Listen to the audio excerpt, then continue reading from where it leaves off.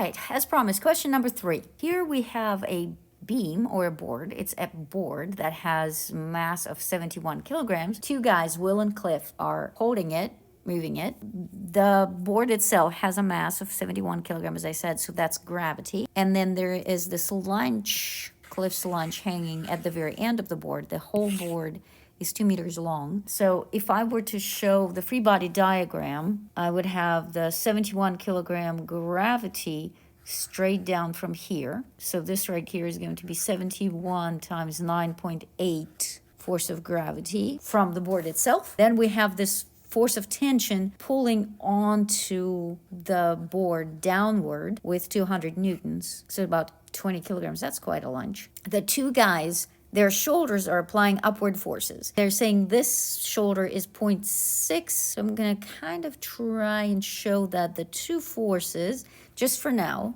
I'm going to pretend that I'm thinking that they are going to be the same. The force from Cliff and the force from Will, relatively the same. And the two of them together, Will plus Cliff. So net force should be equal to 0, meaning Cliff's force and Will's force should be equal to force of gravity of the board plus force of gravity of lunch. So these forces should be balancing each other out. The problem is, I know what 71 times 9.8 is. That is 696 newtons. I know what 200 newtons is. It's 200 newtons. So these two together give me 896 newtons. These two, I don't know either one of them. And if I have two variables in one equation, there's nothing I can do. I need another way. So if I have another equation, then I would have hope. So my other equation is, because this is in static equilibrium means that net force and net torque are equal to 0.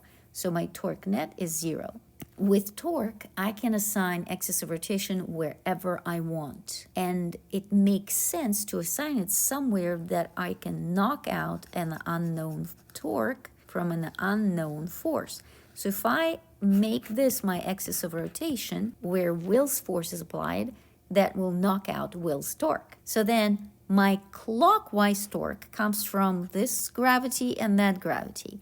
So torque clockwise would be 696 times 1, because this right here is 1 meter, plus 200 times 2, because that's the length of the whole board, and that will get me 1,096 newtons times meters. That's my clockwise torque. Then the counterclockwise torque, which comes from Cliff's force, is going to be force from Cliff times his lever arm is 1.4 meters, because it's 0.6 meters from this end.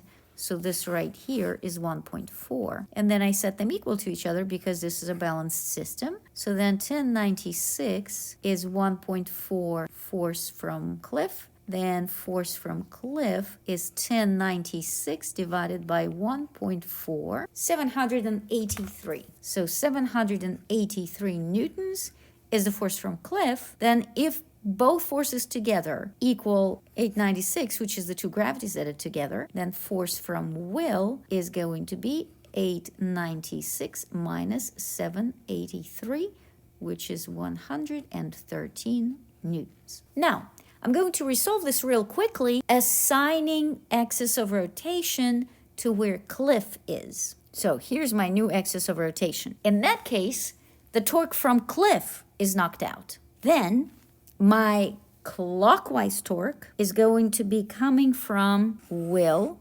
and from this.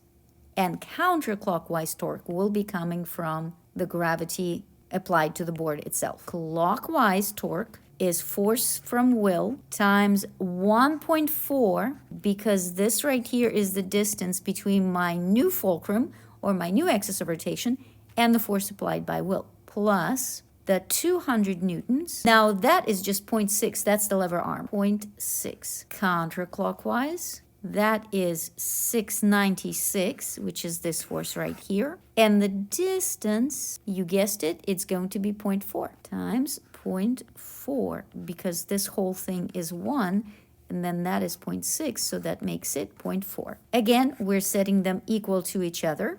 So I get force from Will times 1.4 plus, this becomes 6 times 20, 120, equals, and then 696 times 0.4 equals 278.4. So then I will subtract 120 from it. 1.4 times force that Will is applying is going to be 158.4, from where Will's force is going to be 158.4 divided by 1.4.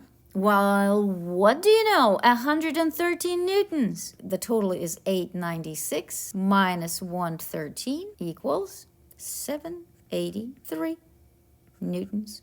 So it doesn't really matter where you assign your axis of rotation. You're going to end up finding the forces correctly, one way or another. So there you go.